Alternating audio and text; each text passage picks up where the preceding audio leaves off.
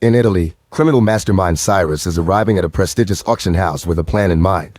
Inside he walks by disguised Master Denton and hacker Misoon, but he pretends he doesn't know them, when in fact they're part of his team. Nearby, an Interpol team led by Abby is keeping an eye on the event in case Cyrus tries something. Abby is furious because she dated Cyrus for a week without knowing he was a wanted criminal. This auction is happening at the same time in London, where team members Magnus the safecracker and Luke the engineer are getting in position. Back in Venice, the first piece of art is bought by Malzen for 11 million, and then the host introduces the artist N8, whose NFT is being auctioned next. It's a mask made of 482 cameras, which will create an NFT based on Van Gogh style and a live 30-second feed of the moment of the sale. Cyrus immediately makes a high offer and Abby guesses he knows her team is there. He and Denton try to outbid Malzen, and once the sale is done, Misoon activates an alarm. Everyone starts leaving the auction house and Abby gets suspicious, so she sends her team in. In London, the alarm is also going off and Magnus messes with an electronic lock to sneak inside the storage, where he steals a very expensive painting. He puts it inside a tube and throws it into the water, where it's picked up by Luke. Back to Cyrus, he offers N8 to come to his yacht to finish the transaction. They leave through the back door where pilot Camilla is waiting for them on a boat. They're already gone by the time Abby arrives and she realizes that since an NFT can't be physically stolen, they've stolen the artist instead. She rushes outside to try to follow them on another boat, but Misoon hacks into a bunch of boats to block her way.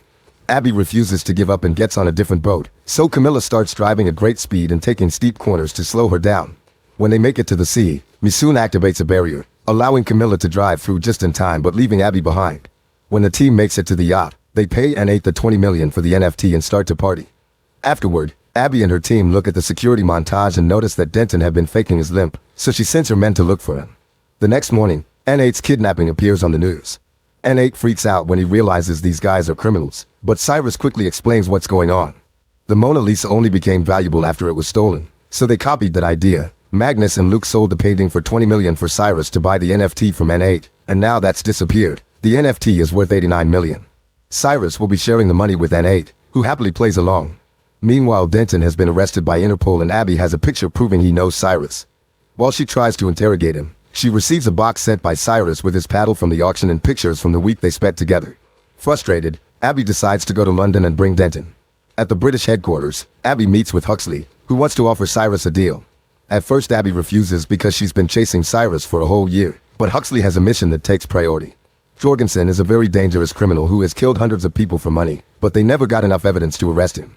Huxley has finally caught a mole and learned Jorgensen is teaming up with hacker group Leviathan to plan a strike on water, which will flood a city and kill millions. Leviathan wants their payment in gold and Jorgensen is going to move it from London to Zurich in 17 days. Since it's not illegal to move your own gold, Huxley wants Cyrus to steal it and prevent the transaction. Abby hates it yet has no choice but to agree. In the evening, Abby visits Cyrus, who refuses the job when he hears the name Jorgensen because of how dangerous he is. Abby points out that she is Denton and he'll die in jail unless Cyrus accepts the job, which will grant full immunity for the whole team, meaning they'll be able to see their families again. Cyrus only agrees if Abby works with them too. Meanwhile in Ireland, henchman Cormac has captured the mole and has been hurting him for a while. Once the guy has suffered enough, Cormac video calls Jorgensen so he can watch how a dog eats the traitor. The next day Abby releases Denton and meets with the team to share the intel she has. The gold bars will be packed in a crate, and on both airports it'll be surrounded by guards. After lots of thinking, Cyrus decides they should take the whole plane, meaning they should use a second aircraft to swap the radar signature. To do so they'll need a private jet, so they visit Malzen to borrow his. Malzen at first refuses but quickly becomes cooperative when Abby shows him his badge and points out he's been flying illegally. Then Malzen explains how everything in the jet is remote controlled and shows off some of its features, like a hidden pool and a screen underneath. Afterward Abby uses an Interpol hangar to hide the jet, which they're covering up to look like an old unsuspicious plane. Magnus works on modifying his vault-breaking laser so it will work on a plane despite the turbulence, and Denton is already testing new wigs and beards. Camilla is having a bit of trouble with the simulation to practice moving the jet under the gold plane, but Cyrus has an idea. Luke will put all the cameras from the NFT on the jet so Camilla can have full visibility around the plane. Misoon has a program to hack into the GPS transmissions to trick air traffic control. The issue is that doing both the jet and the plane at the exact same time when they're moving so fast is impossible. Someone at traffic control will notice two planes with the same signal, but luckily Abby knows someone. Sometime later, Abby and Cyrus meet with Harry, who works at air traffic control but is also an informant for Interpol. Abby can't convince him to help with the helping people argument, so Cyrus offers him $1 million instead and Harry instantly agrees. Later the duo meets with Huxley, who tells them they found the mole dead and because of that, the bank will move the gold in 10 days instead of 17. Cyrus doesn't think there's enough time and wants out, triggering an argument with Huxley. Abby shuts them both up by reminding them this is about saving lives, so Cyrus agrees to stay for her. At the hangar, the team sees on the news that cyber terrorists have attacked Madrid's water grid and the city is now severely flooded. There are 13 dead people so far, but they expect the numbers to get worse soon. Cyrus thinks this has gotten too dangerous and tries to quit again, but the team refuses to give up now and they agree they must stop Jorgensen, although Luke sounds hesitant. In his mansion, Jorgensen thanks Leviathan for their little demonstration. After lots of work, Misoon finishes the device that will hack the plane's GPS, but unfortunately it looks like a bomb. They have no choice but to choose a few of them to get on the plane with the pieces and reassemble the device aboard. For the next 10 days, the team works hard on finishing all the details, covering up the plane, practicing the assembly of the device, and getting all their chores done in perfect synchronization. When the day finally comes, Cyrus and Abby get on the plane pretending to be a couple in first class while the rest of the team is spread in different sections. Cormac and 4 other henchmen are also there to keep an eye on the gold. The team is wearing hidden communicators to stay in contact, and Cyrus realizes Luke isn't checking in. He calls him on the phone and learns that Luke got too scared of Jorgensen, so he decided to quit the mission. As the plane takes off, so does Camilla on the jet. On her laptop, Misoon hacks into the plane's information and discovers Jorgensen's henchmen are aboard, so they'll have to move carefully. One by one, the team members enter the bathroom to hide the device pieces, then Abby goes in to put it together. She only has 10 minutes until Camilla reaches their location, so she's got to be fast. Abby manages to put the device together quickly, but when she's about to hide it behind a light, it drops and comes apart. Soon Cyrus notices she's taking too long and enters the bathroom to help her. At that moment, henchman Donald gets suspicious and knocks on the door, so Abby starts making noises to make it look like they're doing the dirty to keep him away. Meanwhile, Camilla's cameras are having trouble with the turbulence and the signal goes out. Another camera even breaks, but before time runs out, Camilla pulls a last-minute move and pushes the jet right under the plane. Because the device isn't ready yet, the same signal appears twice on the computers of traffic control, so Harry has to distract a coworker by pretending to feel harassed by her. Thankfully right then Abby and Cyrus finish the assembly and the device hacks into the plane, making the second signal disappear. To celebrate, Cyrus kisses Abby after hiding the device. Afterward, Harry calls the plane pilots to tell them about a fake storm and asks them to change course, sending them to a private airfield in the Alps. The pilots believe it and start flying away while Camilla releases a drone that will keep the signal on the original course to trick the other traffic computers. The pilots also announce the change to the passengers, so the henchmen get ready to act. Meanwhile, Denton is playing the part of a sick man and distracts the stewardess so that Magnus can take one of his oxygen tanks and sneak into the cargo area. Once Misoon has cut down the Wi-Fi and hacked into the gold's lock, Magnus puts on an oxygen mask and opens the compartment with the gold, which hits him with the pressure variance and makes the plane shake a little. Accessing the gold with the laser is going to take a while, and the henchmen are getting in position. Donnelly uses his gun to kidnap a stewardess and tries to get her to open the cockpit, which is seen by Abby. At that moment the laser makes the plane shake again, and Cyrus uses the chance to tackle Donald, who responds by opening fire. Cyrus begins throwing bags at him as defense and jumps on him to disarm him while a second henchman arrives. This guy is jumped on by Abby, who starts beating him up at the same time Cyrus starts fighting Donald hand to hand. The more Magnus uses the laser, the more the plane shakes, and both fights start stumbling all over the place. Donald tries to choke Cyrus with a phone cable at the same time Abby pushes a cabinet, causing both henchmen to dodge out of the way and the cabinet falls downstairs with Cyrus and the stewardess. At that moment Magnus finally opens the safe and accesses the gold. Abby knocks down the other henchman while Donald retrieves his gun, but before he can shoot, Cyrus knocks him out by smashing him against some glass. Then Cyrus and Abby try to reach Magnus, only to find the way blocked by Cormac and his gun.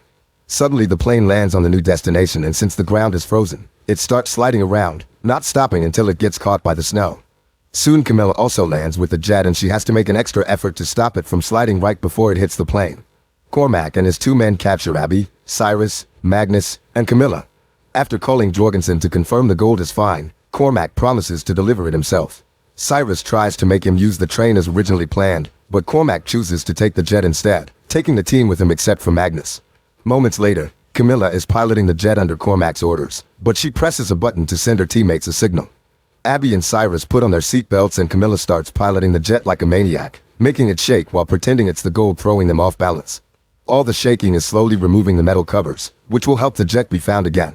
Back in the Alps, Magnus hits his captor and steals the gun, only to put it down and try to escape. When the henchman grabs the weapon and tries to shoot, the gun backfires and hurts his hand just like Magnus modified it to do. At the train station, Huxley notices the gold isn't coming and his partner informs him the plan failed. Now the gold is flying to Jorgensen's villa.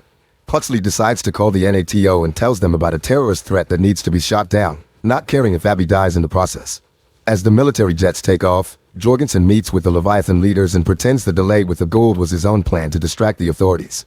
Soon the team's plane is surrounded by the NATO jets, so Harry informs the authorities that there are civilians aboard. However, Huxley lies and says it isn't true, ordering to shoot it down anyway. Desperate, Cyrus activates the pool to disarm the henchmen. Then he and Abby start fighting them all over the place. In the struggle, Abby manages to grab the remote control and makes the word civilian hostages on board appear on the big screen under the jet. Then Camilla pulls a crazy move and turns the jet upside down to show the message to the soldiers, who immediately cancel the rockets.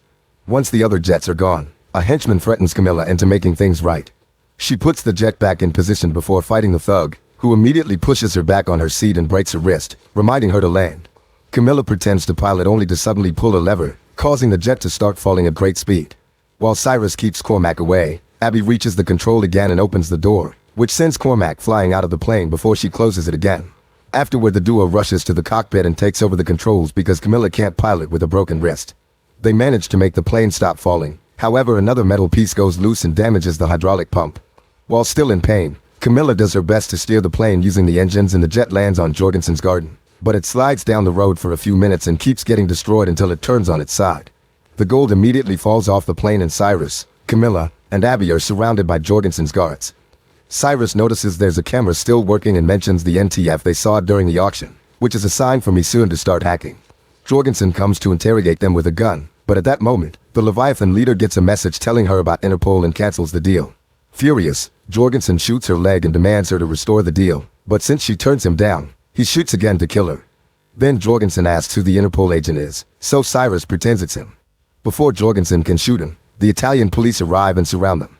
Jorgensen pretends he just took out his gun in self-defense because some crazy guys landed in his garden. So Cyrus gives Misoon the signal and now the video of Jorgensen killing the woman appears on the screen of the plane. While Jorgensen is arrested, Huxley and another agent arrive by chopper.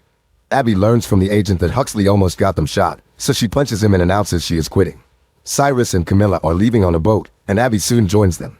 A few weeks later, Cyrus surprises Abby by buying back her childhood home. He also makes a big reveal. Luke never quit. He was on a side mission to steal the gold. Magnus had made a bunch of fake gold bars and shipped them on the same plane. So during the fight, he exchanged the gold for the fake cargo and threw the real bars out of the plane. Luke was in the Alps using a remote control to make the gold land safely, and Huxley was furious that he was stuck with useless metal. Now Cyrus and Abby reunite with the team next to a lake and using the remote control, they take gold out of the water. Abby agrees to join the team and Cyrus kisses her to welcome her. Make sure to subscribe and turn on notifications so you can watch more videos like this. Thanks for watching.